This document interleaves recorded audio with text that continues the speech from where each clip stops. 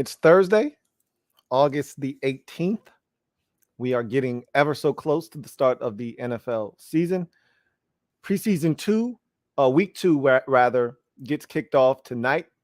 If I'm not mistaken, it's Bears and Seahawks. I think it's on national television. Don't quote me on that. No one's clamoring to watch this game.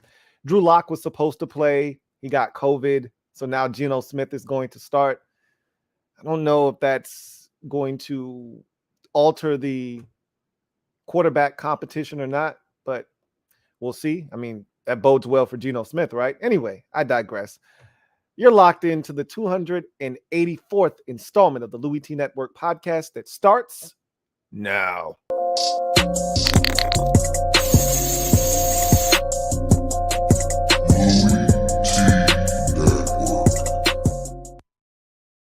Who else could it be? For me, your man, Louie T. Thank you for joining me here on the 284th installment of the Louie T Network podcast. I, of course, am your set man, Louie T. Thank you for joining me. Today's going to be a fun show. The league has made its decision. And you know what? We're going to talk more about that when we get to the gym dropping session. But that whole situation, it's a farce. I'll get to that. But Watson is going to get resolution here. League decided to suspend him 11 games, fine him $5 million, and forces him to seek counseling and go through a process there to rehabilitate him for, the massages that he has been getting. So we'll talk more about that in the gym dropping session. How about Aaron Rodgers airing out his receivers? I feel like that situation has a chance to be combustible. And I'm rooting for it to blow up in the face of the Packers organization, because I talked long and hard about that whole situation, about not drafting a first-round wide receiver and being cheap there. And they got veterans on that squad, and Aaron Rodgers is probably ultimately going to do the Aaron Rodgers thing and, elevate the play of those players around him. But if you haven't heard, I'll let you hear what Rodgers had to say about some of these guys. And I talked about, one of those receivers in particular on Monday's show, or was it Tuesday? I think it was Monday's show. And some of the drops and some of the, issues there. Jordan Love threw 3 picks, and, come to find out, 2 of those picks weren't his fault. There was receivers running wrong routes and things of that nature. So we'll dive into that a little bit later in the show. And anything else you guys want to get to on today's pod. So with that said, let's get to the gym dropping session, shall we? I think we shall. Let me drop this gym on your melon. Open your mind, let your conscience be free. You now roll it with your man, Louie T. Let me open you up. Get you thinking a little bit. So, Deshaun Watson officially suspended 11 games. So, remember the initial ruling by Sue Robinson was to recommend a 6-game ban for Deshaun Watson. The league was like, nah, that ain't enough, And, I can't help but look at Roger Goodell in this situation. First of all, the first thing that I thought of was Friday. You know the scene where Pops is watching Man's Best Friend, and the dog bites the mailman, and Pops says, "Got your ass, Mr. Postman." All I could think of was, "Got your ass, Mr. Watson." The league didn't get ultimately what they wanted, which was an indefinite suspension. They wanted him gone the entire year. They wanted him gone, I think out until next year, and then they wanted to decide when they would let him back in. Really, ultimately, the year would have probably sufficed. But they wanted to also be able to keep tabs on what he was doing. Did he do the rehabilitation stuff and the counseling that he needed to, and the remediation that he needed to do to meet all the requirements? And then they could then say, hey, your suspension has been lifted. You are allowed to be back in the league. They wanted to have control over that. They won't with this 11-game suspension. Once he, goes through the 11 games, he'll be then reinstated and allowed to play. What the Browns record is by then and where they are, it may not even matter. They could be 1-9 at that point of the season, and they may still decide to bring Deshaun Watson back and allow him to play just to get his feet wet and build that rapport with his teammates. So we'll see what the situation is. The moves that they've made at the quarterback position doesn't put you in a position, if you're a Browns fan, to feel comfortable that you'll be hanging around what is one of the tougher divisions in football with, the Bengals and the Steelers and the Ravens. We've gone through the schedule. I told you I didn't even think with Watson you were going to be all that good this year, just because of all the turmoil and controversy and all of the distractions that you had to endure. It's just going to be a rough season regardless. Now that he's gone for 2/3 of the season, you're dead in the water if you're the Browns this year. Just chalk it up to this is the lumps you had to take when you decided to sign Deshaun Watson. You knew you were going to have to take lumps, the first year. And after that, the coast will be clear and you can go do whatever it is you want to do, win championships, all that good stuff. But this was the year you're going to have to take your lumps. So I want to first start with the Roger Goodell angle of this thing, because I find it fascinating. Like the NFLPA and the NFL, obviously have to agree on a new CBA, and there's certain stipulations and, aspects of the CBA that they want to have, put in. There are things that the NFLPA, they push for, like, hey, these are non-starters for us. These are things that have to be changed. These are sticklers for us. We have to have this in the new CBA or we're not going to sign. And then there's certain things the NFL wants, and you push those things, they push back, and somewhere in the middle there's a happy medium. You concede some things in order to get some of the things put in that you want, and it's a back and forth, tug of war, so to speak.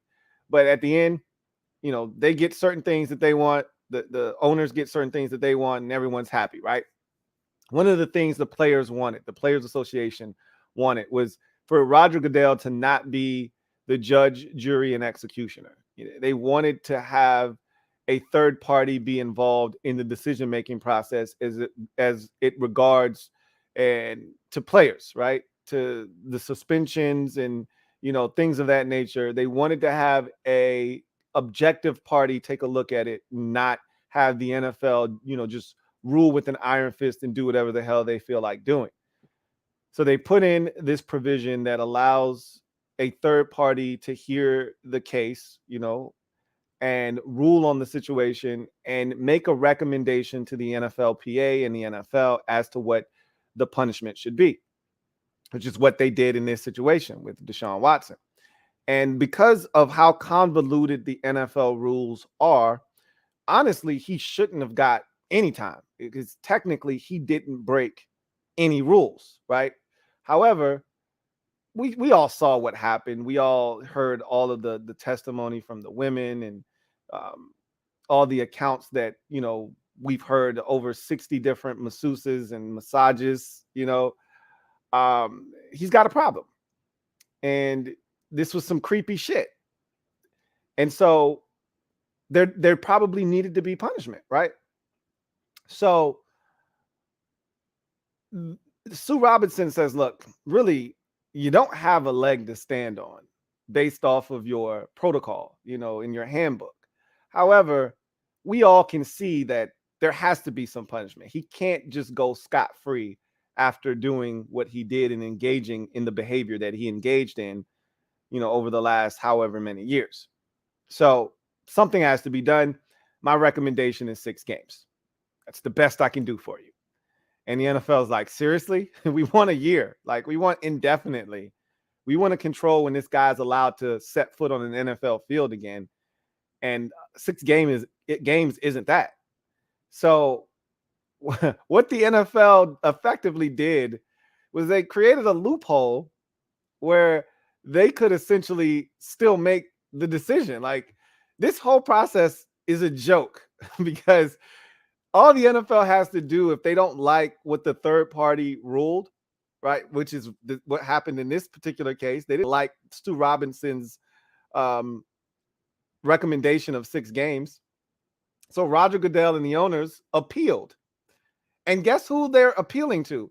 Either Roger Goodell can put together a small group to decide if the 6 games is good enough or not, or he can do it himself. What the hell, man? So of course Rodgers like, I got this one, guys. You guys stand back. I got this one. And again, he doesn't have a leg to stand on for the, full season. And I've talked about this with you guys. If you're a real negotiator, you never ask for what you actually want. You start out asking for more than what you want because eventually, you're going to be talked down right into the range of where you ultimately want to be. If you're looking for $30 million, you don't go to the table with your first offer being, I want $30 million. You go to the table with your offer being, I want $45 million. And they're like, $45 million? Are you crazy? You're like, no, I think my client is worth $45 million. And the team's like, no way. 45 is too high. How about 20? How about 20? And you're like, no, we can't do 20. And then so the team goes, okay, well, what about 25? And you're like, I was thinking more like 35. The team's like, okay, how about 30?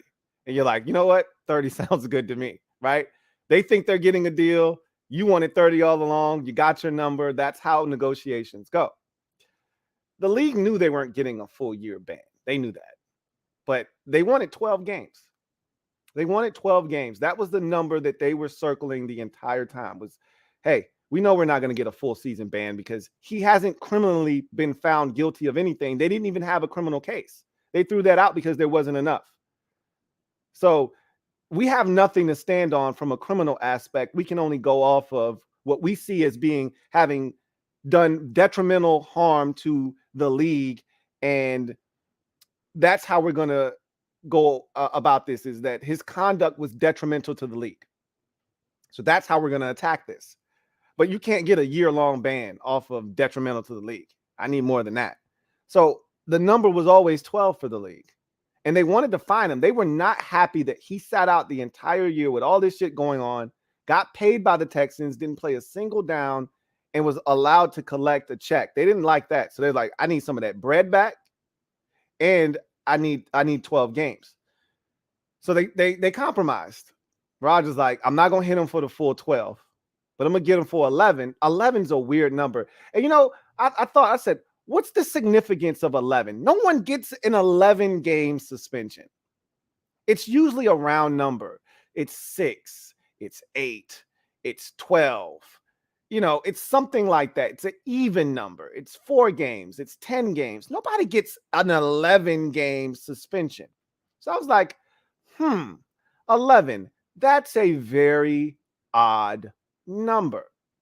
So then I got to thinking, what is the significance of 11?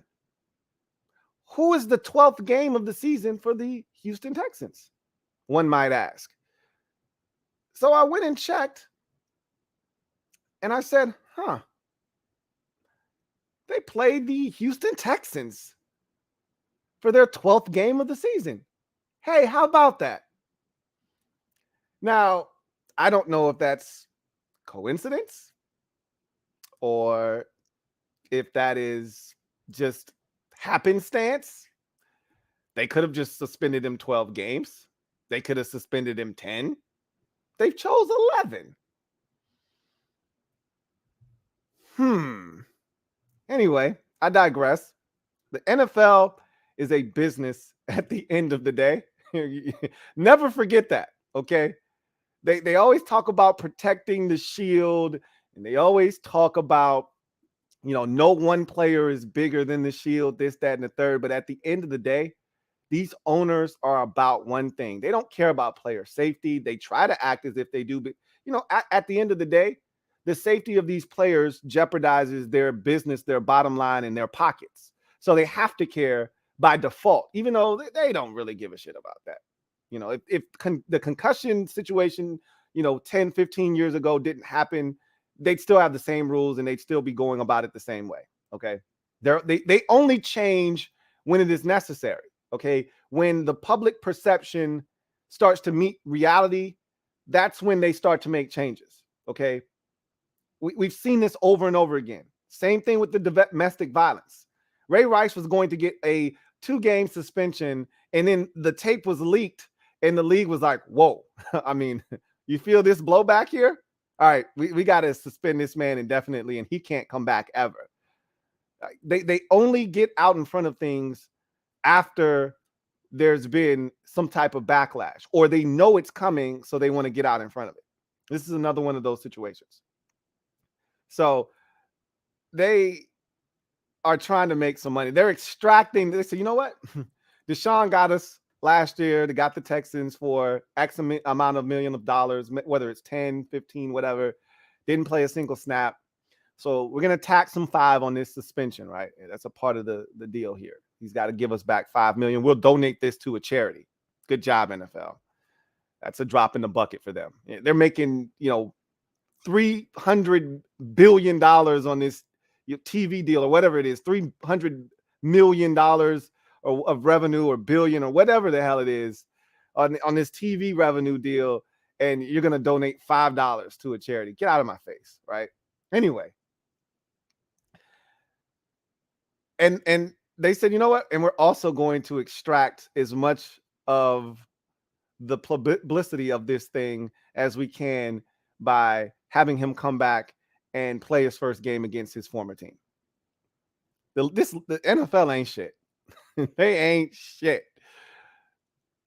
The whole process of Roger Goodell being able to take over after it was recommended that he get 6, and Roger's like, nah, that ain't enough. I got it. He could have appointed someone else to oversee the appeal.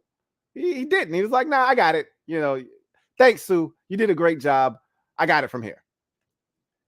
And so they come back, 11 games, $5 million fine, and he's got to go through a rehabilitation process. That is a part of the punishment, and it is a stipulation that must be met or else he cannot be reinstated. So for me, nothing was ever really done in the CBA with the third party. Essentially, Roger just said, we put in an extra step that if I deem my presence necessary in the outcome of your fate, I'll step in.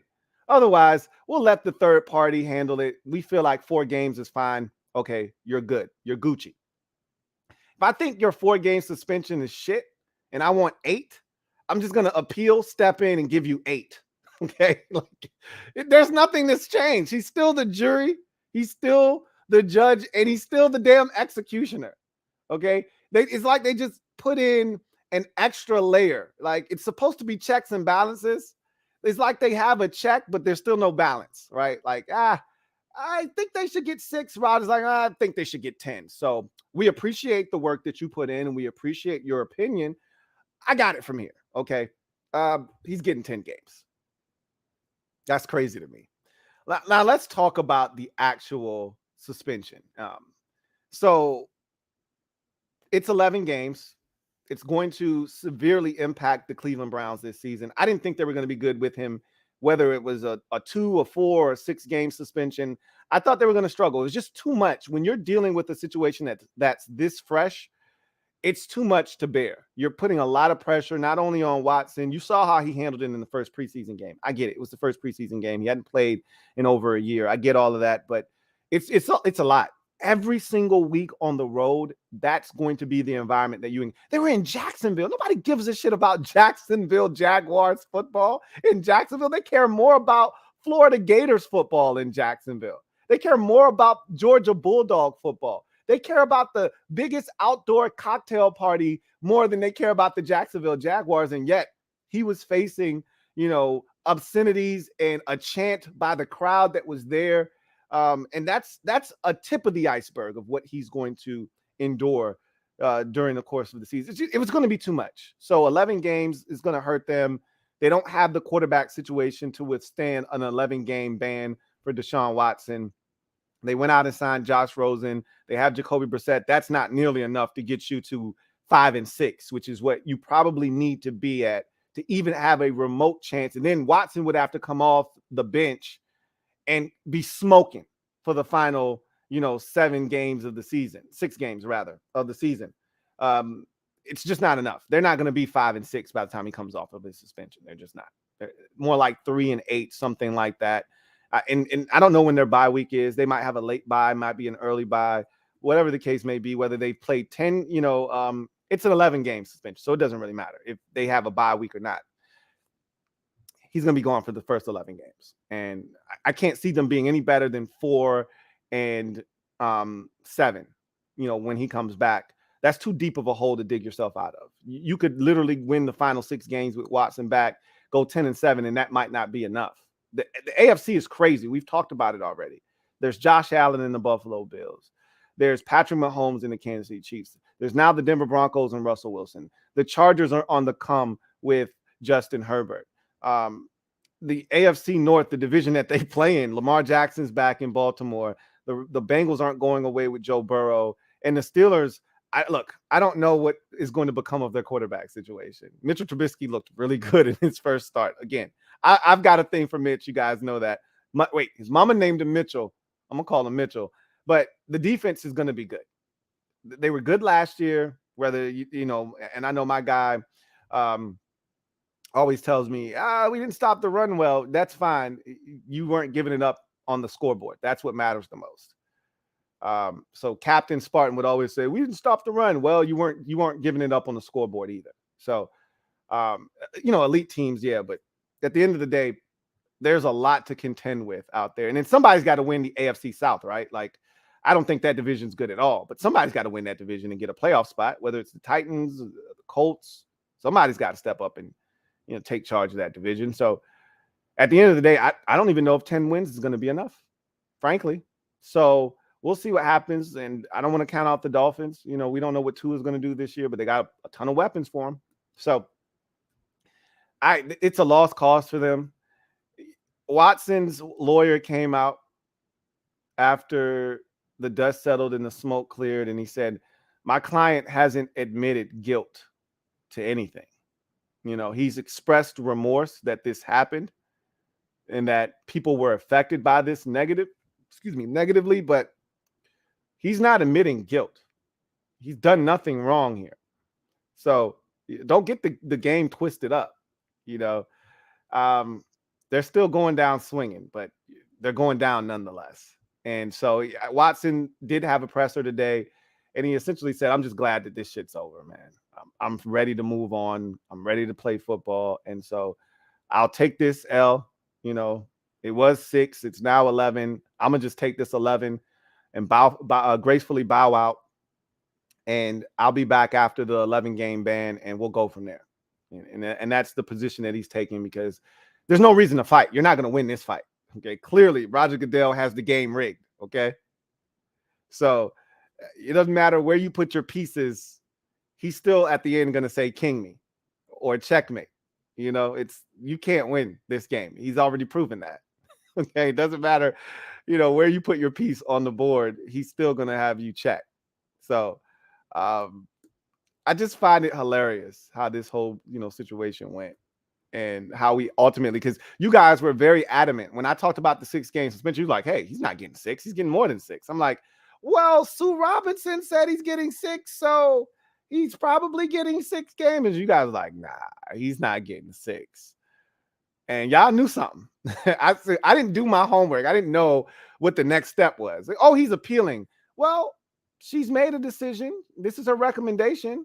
Who's he appealing to? And then once I found out, he has the opportunity to appeal to himself. Well, then, checkmate. Anyway, Watson, 11 games, $5 million ban, and he has to go through a rehabilitation process. That's final. We can stop talking about this situation. The Browns will be irrelevant again this season. And then we'll come back and revisit the Browns next year in 2023. They'll have a chance to be uber competitive and a dangerous team then. This will not be that year, however. And trust me, when they signed Deshaun Watson, they knew he was going to get suspended, which is why they set his contract up the way that they did. They knew they were going to have to take their lumps in year one of this deal. They were firmly set on taking the L in 2022, and now they're trying to win big the next 4 years that he's under contract, and then you'll go from there. And if he's playing at a very high level, which they expect him to, then you re-up and you do this thing all over again. But they knew what they were getting themselves into. So the Browns organization, don't feel bad for them. They knew what they were signing up for. They knew that they weren't going to have Deshaun Watson for the bulk of this season. So it's done now, and we'll see where the Browns go from there. So with that said, let's see. We'll transition to social media maneuvers. I'm a midday marauder, and y'all know what it is.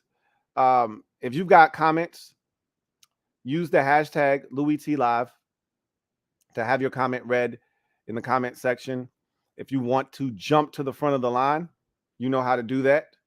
Super chats are the way to make that happen. So don't be afraid to use that hashtag if you got something to say. And if you want to guarantee that your comment gets read, you know what to do. You know the drill. Use that super chat function. So I want to play y'all a soundbite from Aaron Rodgers before we get into any comments. And that'll also give you guys an opportunity to load up some comments if you have any. I want to play this soundbite from Aaron Rodgers. He was in front of his locker after another rough practice. And, for all of the, noise coming out of Washington about all of the inaccuracies of Carson Wentz, which is something that has gotten under my skin because it seems like everyone's just ganging up on Carson Wentz for some reason. But Matt Ryan's struggling in Indy. We don't hear about that every day, though. And they look terrible in the preseason game, by the way, against the Buffalo Bills. And Rodgers is struggling out here with his young guys. He's still got veterans. I don't want you guys to think that Aaron Rodgers is going to war with a bunch of youngins, because he's not. But it's a lot of youngins out there, but he's still got Randall Cobb, which I don't even know what that means anymore. He usually plays about 6 games a season. He's going to get injured at some point, hamstring, and he's going to miss at least 8 games. That that going into the season with Randall Cobb.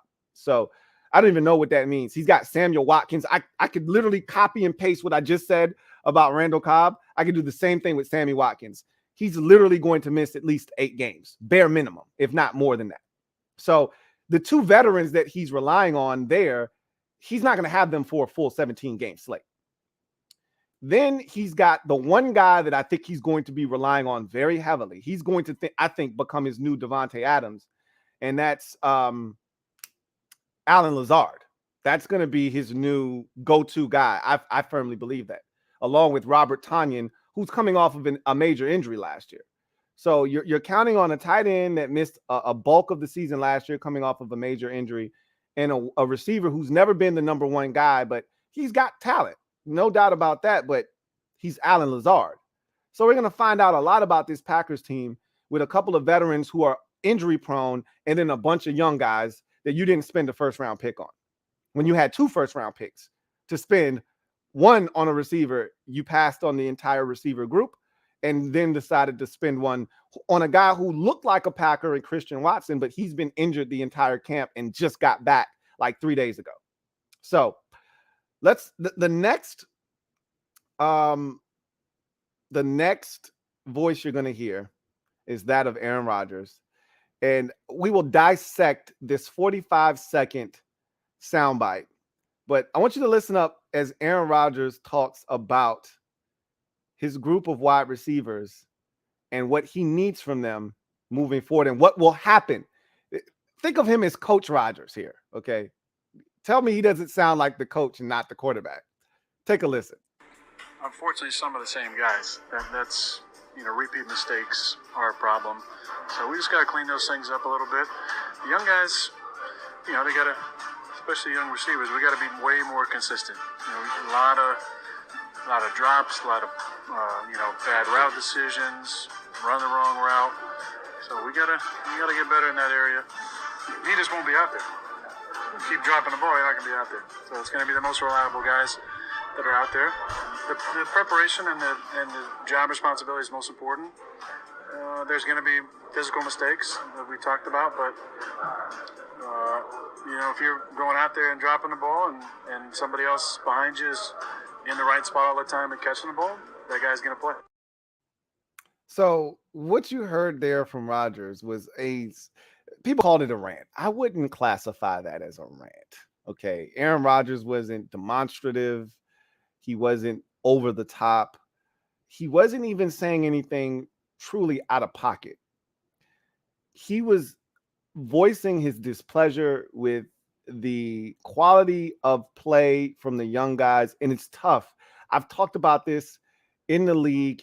It's tough to ask a young wide receiver or really a young player from any position, especially a non-first round pick player, to step in and produce at a high level. And every rookie is not created equal. We know this to be a fact. So you can't just assume that a fourth round pick won't contribute in his rookie season, because that guy could be an absolute stud. This is the perfect system for him, and he comes in and he thrives.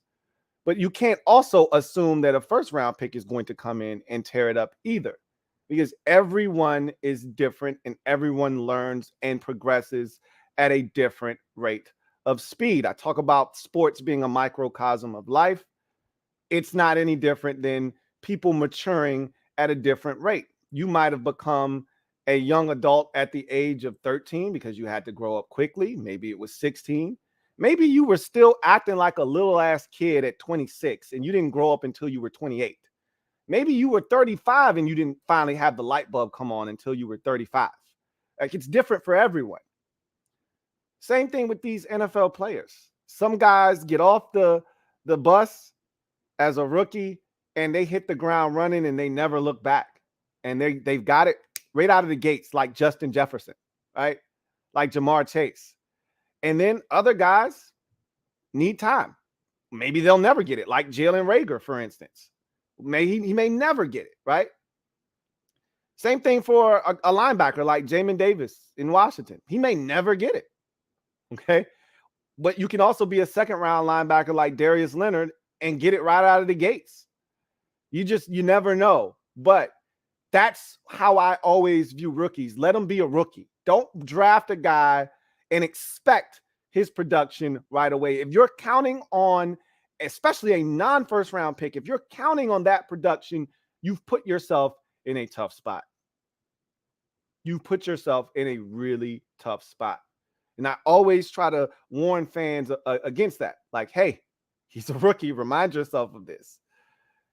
Well, clearly the Packers, I don't think, did a good enough job of surrounding Aaron Rodgers with veterans he can rely on. Because, again, I've given you the veterans that are there. There are veterans there, okay? He's got Samuel Watkins. Y'all give it up for Mr. Samuel Watkins. Got Watkins. He's got Randall, corn on the cob. These are two guys that I will bet any amount of money that these guys don't play half of the games this season. Between the two of them, I guarantee they miss at least 14 games between the two of those guys. And then you've got Alan Lazard. That is your veteran presence on the team at receiver. The rest are all rookies, starting with second-round pick Christian Watson. Then you matriculate your way to the mid-rounds and wide receiver Romeo Dubs. And then you finish up with Torrey in the 7th round. These are the guys that you're relying on and asking Aaron Rodgers to take and elevate their game and get them back to the NFC Championship game or back to the number 1 seed in the NFC. Good luck. I don't feel bad for the Packers. I'm actually rooting for their demise. And I love Aaron Rodgers. You know how I feel about Aaron Rodgers. I'm rooting for their demise because this is the cocky, arrogant nature of the Green Bay Packers, how they've gone about business. Everyone told them you need to draft a first-round receiver, and this was the year to do it. You got 2 first-round picks. There's no excuse. And they decided, nope, we're going to go on defense. Aaron's got it. Aaron's fine. Yeah, we're going to lose Devontae Adams. No more MVS. Marquez Valdez-Scantling is going to be on his way out. We'll be fine. We'll just draft a bunch of guys after the first round like we always do. And Aaron will shine them up, clean them up, and and make them stars like he always does. Okay. And Christian Watson may be that guy. He may be I've already said he's an MVS clone. So I think he'll step in. If he's healthy, he'll step in, and he may even be better than MVS, to be honest with you. I think he's going to be fine. But who's to say what that learning curve is for him? He went from playing at North Dakota State to now playing in the NFL for the Green Bay Packers. It's not the same. So I'm anxious to see how he does and how he handles that leap in competition. And I was never a fan of Romeo Doubs at Nevada. He dropped the football too much, and he's dropping the ball. I don't know if you heard Rodgers in the soundbite say he won't play if he can't catch. He's referring to is Romeo Doubs. I told you guys in the preseason game against the San Francisco 49ers, he had a couple of drops. He had a couple of nice catches too, one for a touchdown, but he also had some drops. And Rodgers is like, this shit isn't good enough. Like, I can't deal with the drops. I can't deal with guys. We're running option routes, and you're making the wrong decision. He's said that Jordan loves interceptions. One or two of them were simple miscommunications, and it was read out correctly by Jordan Love as to what the receiver was supposed to do. The receiver didn't read the coverage correctly, so he didn't make the right decision, because you know what it is on an option route. Based off of what the defenders are doing and the leverage that you have, that's what you're supposed to do, and where you're supposed to take the route. And guys are making wrong decisions. Quarterback is assuming, okay, this is what we're getting. This is what you're supposed to do. And he's throwing. A lot of times with these option routes, it's anticipation. We got to be on the same page. I'm letting it go, assuming that you know what you're supposed to do based off the look we're getting. And he's like, these guys are making wrong decisions and what routes to run. These guys aren't where they're supposed to be. They're dropping the rock. Shit's getting pretty interesting in Green Bay. I'm just gonna say, I'm all in on Aaron Rodgers, and if the veterans can stay relatively healthy, he'll be fine. But if he's going to be relying on this group of receivers, there's some ass whoopings waiting for Aaron Rodgers this season. You remember when Tampa Bay kicked their ass earlier in their season? Aaron threw like 2 or 3 picks. I think one of them was a pick 6. And we're not used to seeing Aaron Rodgers do that, by the way. Multiple picks in the same game, one going to the crib. He got beat up, battered, and bruised in that game. There's going to be some of those ass whoopings coming this season if these veterans don't stay healthy, because he's not going to be able to rely on these young guys to get it done. I'm not saying. I'm just saying. Anyway. So, let's get to the comment section. And let me tell y'all right now, I still haven't watched Hard Knocks. I'm going to watch it, though. Trust me.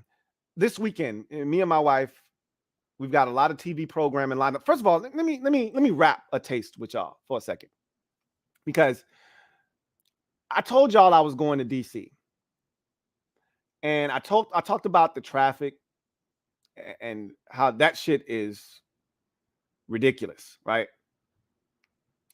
But the driving for me was just something I had never experienced before. And I'm from Virginia. It's a melting pot in VA.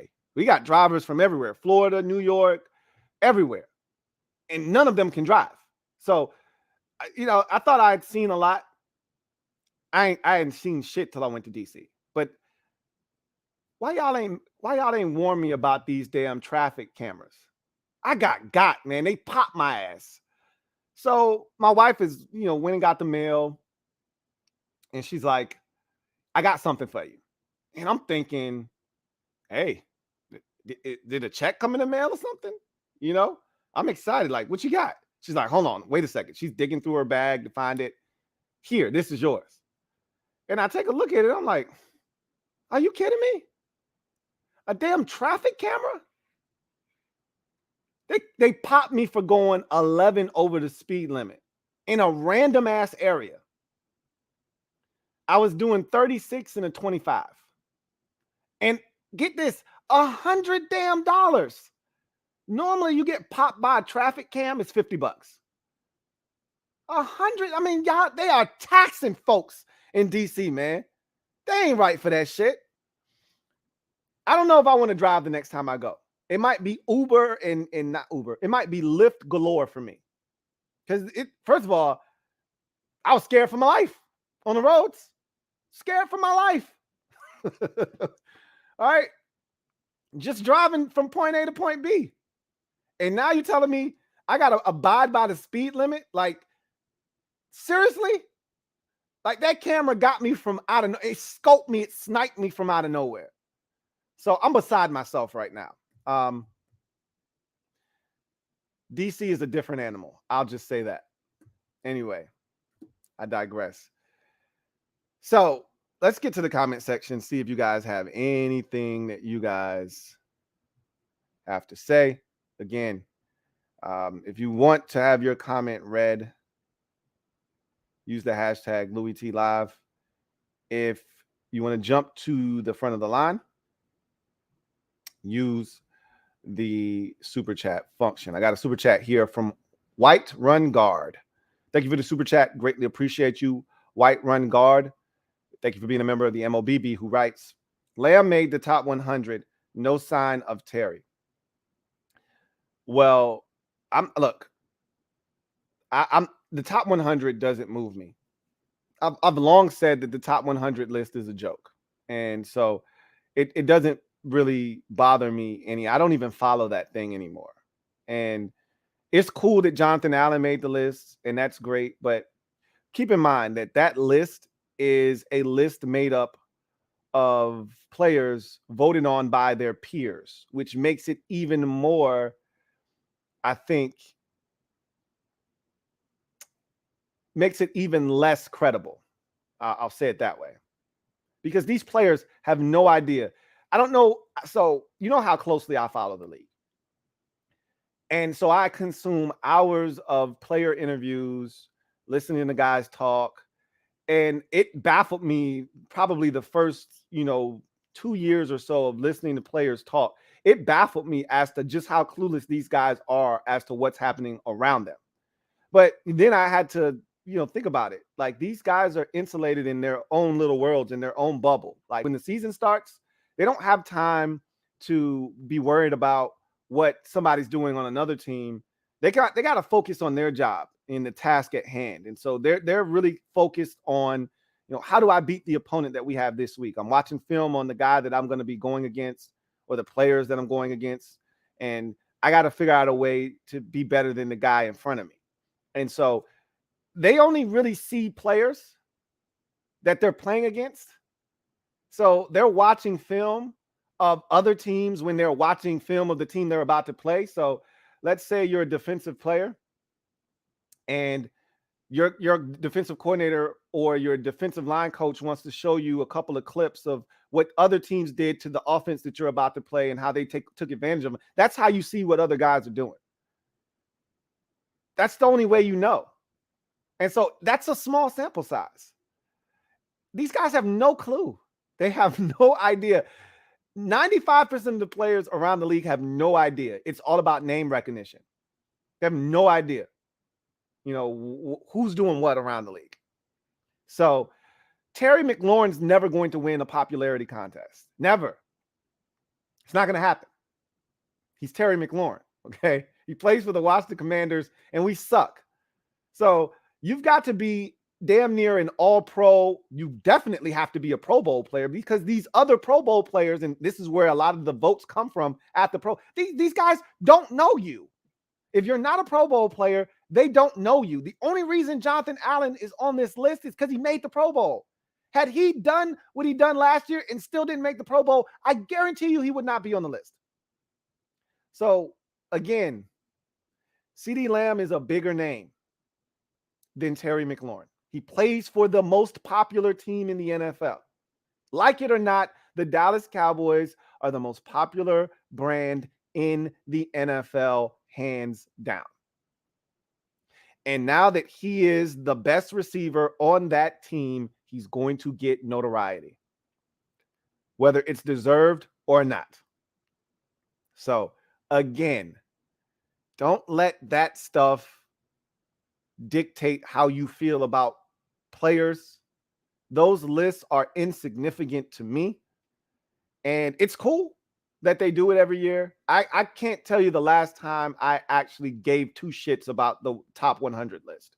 Watched any of the clips. I remember when Chase Young got up there as a rookie in the little clip that they played for him. That was cool, but I didn't care. I didn't care then. I don't care now. That was cool, but I don't care.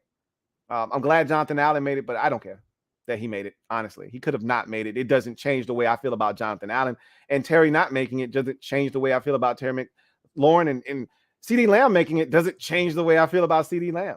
So, for whatever it's worth. Anyway, let's see. I got another super chat here. This one is from Big Money Sonny. Thank you for the super chat, Big Money Sonny. Greatly appreciate you. Thank you for being a member of the MOBB. My guy, Big Money Sonny, writes, do your Dan, Louie. Do your dance. Put that ish on. Look, I think you're referring to the hat. I don't know. But, on the podcast, I wear whatever the hell I want to wear. So this is now considered a throwback item. And if you're a Washington Commanders fan, that means you were more likely than not a Washington Redskins fan first, which means you probably have tons of Washington football or Washington Redskins and football team gear. Those are now novelty items. They're now throwback items. You probably won't ever see a Washington Redskins hat being sold as a throwback item. I shouldn't say that because they're still in stores right now. They're trying to sell through their inventory. If you haven't sold it, if you go to a Lids and they're trying to sell you a Redskins hat, hey, you better be giving me that hat for like $13. I'm not paying full price for a Washington Redskins fitted cap or even a snapback. That shit should be on the clearance rack at this point. But, give it some time. Maybe 10, 15 years down the road, Mitchell and Ness will come back out with a Redskins hat and everyone will forget why the name was banished in the first place. I don't know. But I know I got Redskin stuff and I can still wear it. It still fits. I can still wear it. So I'm going to. And I don't feel bad about it. And if you're a Redskins fan / football team / Commanders fan, neither should you. So anyway, I digress.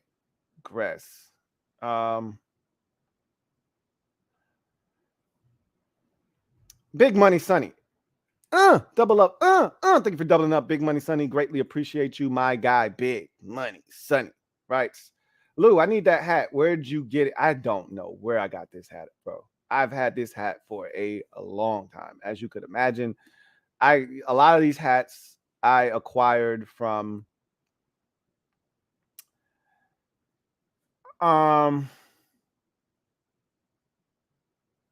like a lot of them are just simply me going to Lids.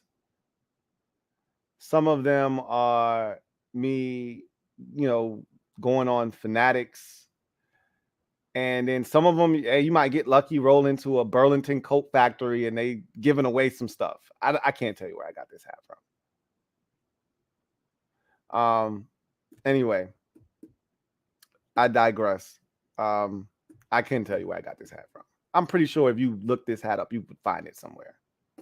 Anyway, I think this was a draft hat one year, to be honest with you. I think this was like the 2018 draft hat or something. I don't know. Whatever the case may be. Anyway, let's see if we got any hashtag. I think that's the last super. Nope, we got a super chat here. This one is from my guy, Barrett Downing. BD, as always, holding the kid down. Really appreciate you, Barrett Downing. Thank you for the super chat and being a member of the MOBB, who writes, passing my day at work. Keep on your grind. I appreciate that. Ain't nothing like winding down another day at work. And, Thursday is a great day. When I was a 9 to 5er myself, Thursday was that day where you say, all right, I'm almost there, almost to the finish line, especially if you got the weekends off. Everybody didn't have the weekend off. But that Thursday, you get to that Thursday and you're on your way home and you're like, I got one more day of this shit. For me, I had a job where I could work as many hours as I wanted to throughout the week and I could be off on Fridays. They didn't always like that because, Friday was a big day, from a work perspective, but that didn't matter to me. If I could be off on Friday, I'm off on Fridays. So anyway, if anything I can do, and I've always said this, anything I can do to help pass the time, sign me up.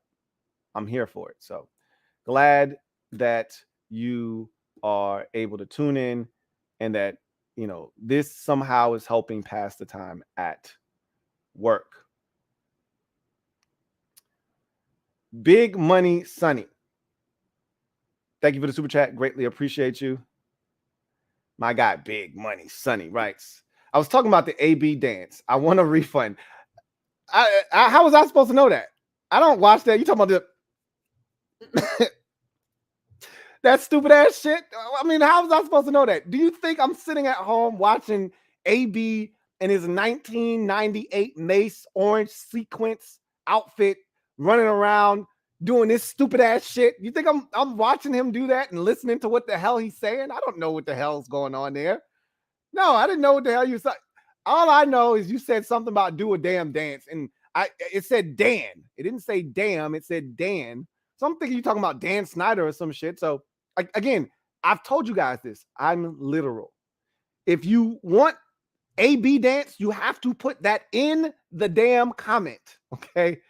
And I have no idea what the song he was singing sounds like or none of that shit. We've all seen the video of his dumb ass out there doing that stupid shit, right? So come on now. At the end of the day, Antonio Brown is a piece of work, man. I bless his heart. I've said this before. I'll say it again. He needs help. And I don't know if he'll get it. I'm pretty sure you guys have seen this. He literally was on the pivot with, Ryan Clark and Channing Crowder and Fred Taylor. And he was arguing with Ryan Clark about all of the Steelers being jealous of him. And Ryan Clark's like, we weren't jealous of you, dude. What are you talking about? And it's the most hilarious thing because you can see the gears turning in his head. He's delusional. And he needs help. And that dance is further proof that he needs help. That's the worst dance and we've seen some pretty damn bad dances, over the years. That one takes the cake. Did you see what is his name? Mark Ingram. Did you see Mark Ingram doing it at practice, at Saints practice? Oh man, AB. That's funny. I don't know his song. So you can't give me lyrics to the AB song. I don't know the song, man. You know that. I know the dance. I don't know the song. I watched it on mute because I don't have patience for Antonio Brown anymore. So anyway, I digress. Let's see. I got another super chat. This one is from Alex. Thank you for the super chat. Greatly appreciate you. My guy Alex writes, roast Sonny. I think I just did, so to speak. I think I just did indirectly. It wasn't meant to roast him, but it was meant to say, hey, dude, seriously? You expect me to know AB's lyrics? Because if that's what you're asking of me, you're talking to the wrong dude. Okay. I already told you, I don't deal in the foolishness and the chicanery. Okay. I told you, I try to stay off socials the best I can, but it's hard. But most of the stuff that I watch, I do it on mute because there's a lot of craziness going on. And I got little ones with, virgin ears around here, and I don't want them hearing the nonsense that's going on. So all I can tell you is I've seen the dance. Okay. I've seen the dance. But I don't know the song. So you can't quote the song and expect me to go, oh, he's talking about AB. Wrong guy. Sorry, I'm not that guy. I'm not that guy. All right. Thank you for the super chat, Alex. Big Money Sonny, my guy, Big Money Sonny. Thank you for the super chat. Greatly appreciate you. Big Money Sonny, right? Speaking of AB, do you think the Cowboys will take him? Sadly, you'll see that dance being done as celebrations. Oh, you're going to see, I already told you, Mark Ingram was doing it at Saints practice, and it was hilarious. They're going to do it for touchdown dances. I bet any amount of money. And that's what AB wants. That's why he did it. That's why he created it. It's easy to do. Anybody can do it. So it's going to bring more attention to him. It's actually genius on his part, honestly. But it's a terrible dance. But people won't be doing the dance because it's dope. They'll be doing it to mock him, but it'll also be funny at the same time, right? So it's one of those situations where it's all in how you interpret it. But are they laughing with you or are they laughing at you? He's gonna see it as, hey, they're laughing with me, because when he did the dance, he was probably thinking, hey, this shit stupid as hell, but this shit catchy though. I'm gonna kill him with this one, right? And now that he's going to see it as them paying homage to him. Hey, they doing my shit. Yo, did you see Ingram doing my shit? Yeah, he was doing my shit on Sports Center. You saw him? Yeah, he scored a touchdown when they was playing the Falcons, man. Yeah, hell yeah. They doing my shit in the NFL. Nah, they laughing at your shit in the NFL. But again, that's AB. So,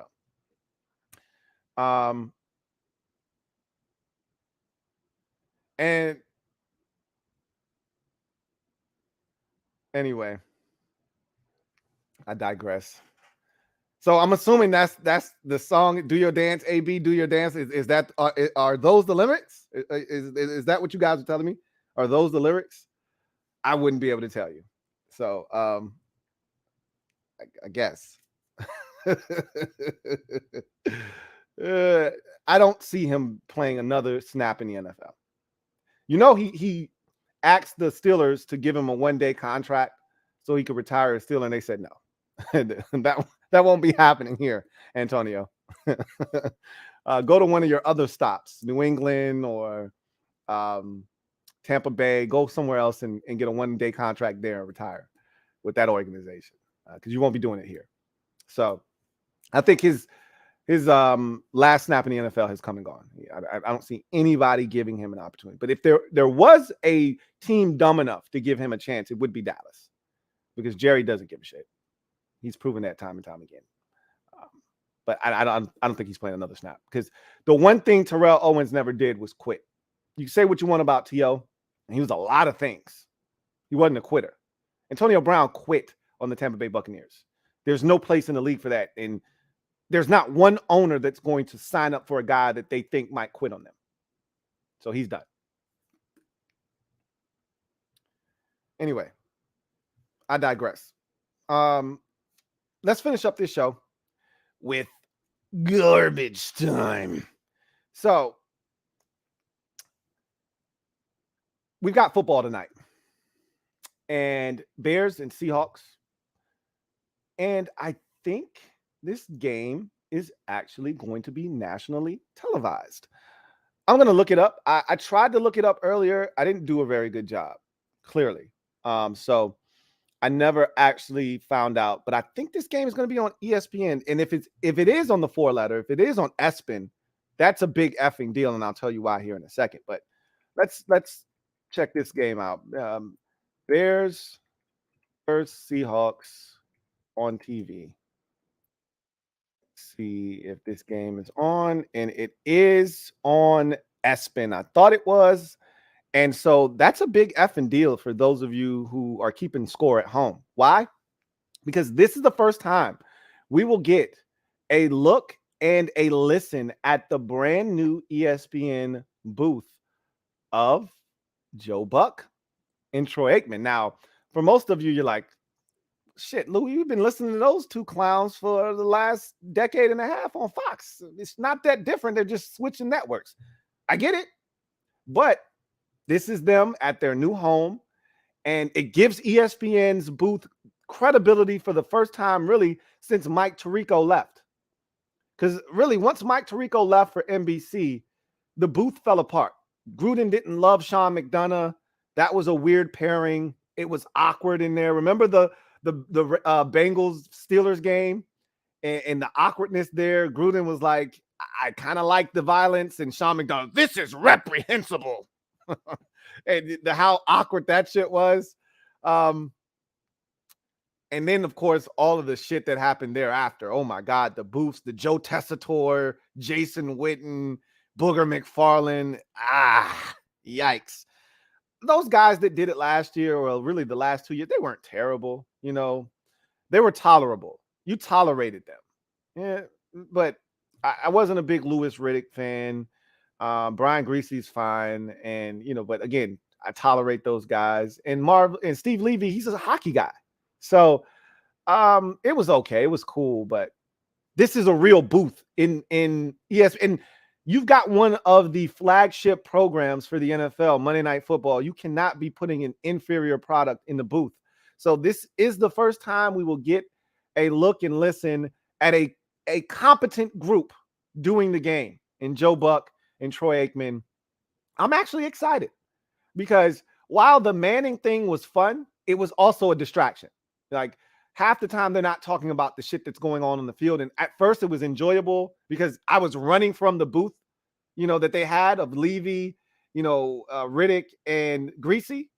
But I actually enjoyed just watching the game and listening to them because I don't want a 15-yard penalty to happen and you're talking about taking shots. And I don't know that a 15-yard penalty just was called. Like, I have a problem with that. Peyton Manning is trying to talk ball and the guest is there talking about everything but football. So I would like to just go back to watching the game. And this allows me to do that. So I'm excited about all of the changes. Al Michaels will now be on Amazon Prime on Thursday nights with Kirk Herbstreit. I'm excited to see how that pairing goes. I actually would have just preferred had they kept Kirk Herbstreit with Chris Fowler. Those two are magical together.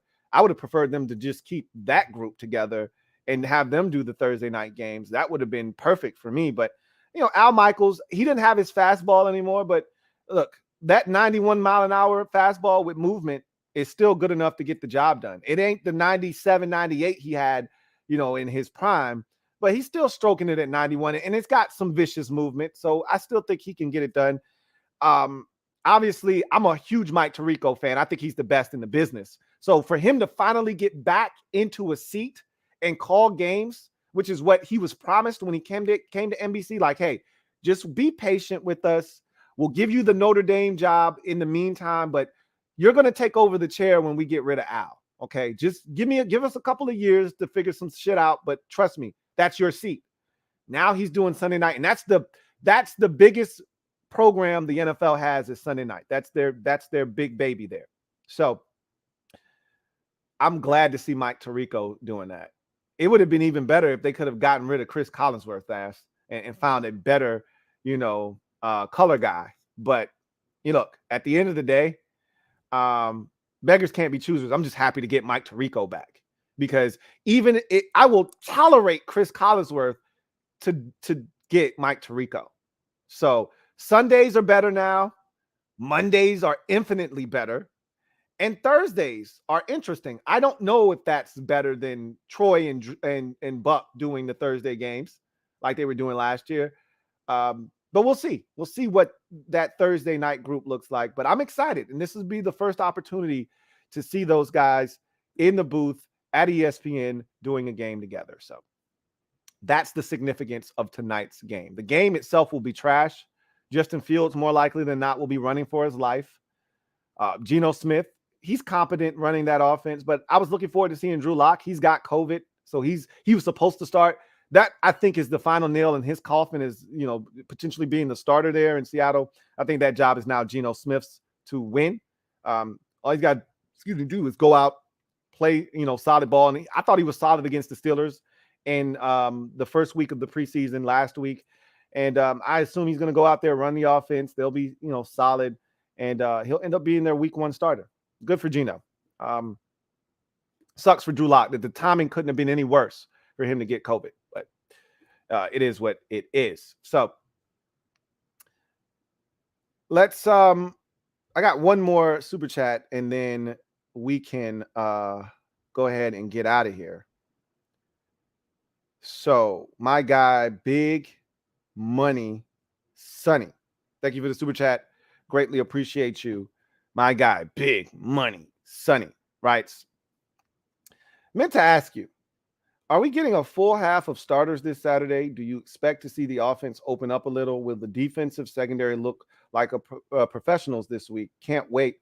So I talked about that a little bit on the show that I did today. I already uploaded that. That's available for the masses, so you can check that out. But trust me, we will go in depth with all of that tomorrow live on the show.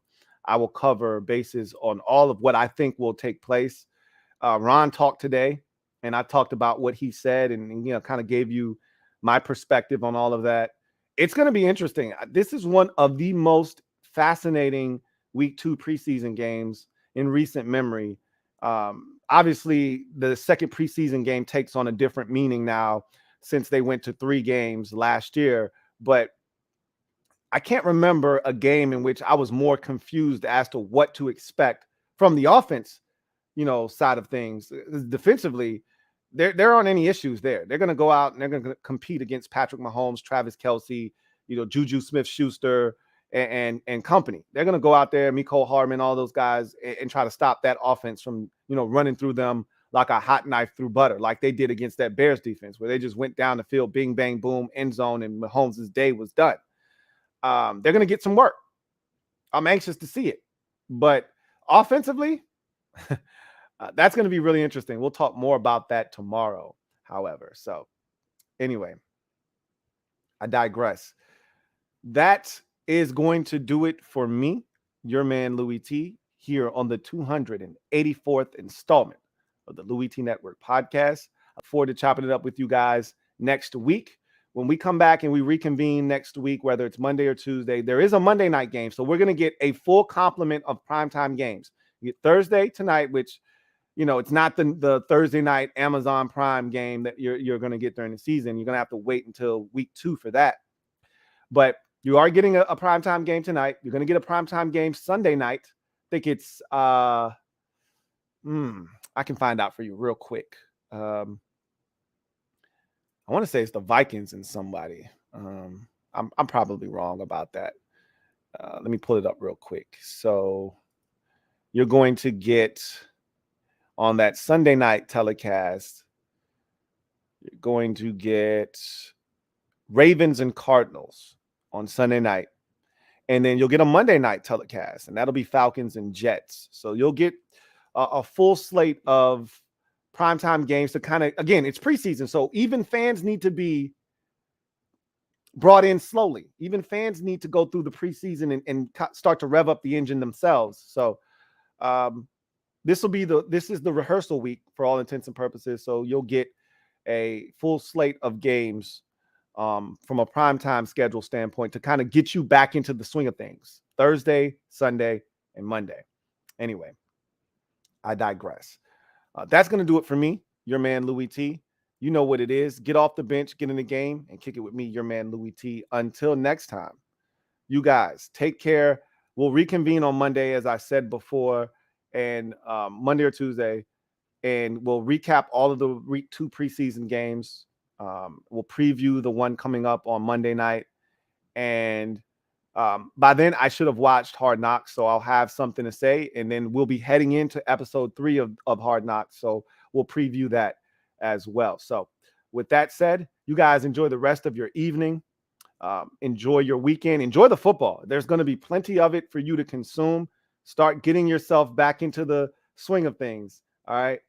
Start building up that football stamina, if you will, because soon they're going to also add in college football. Okay. Send it over the top.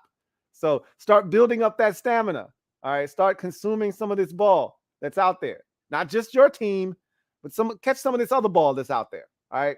Anyway, you guys have a good one. God bless and good night. LouieTeeNetwork.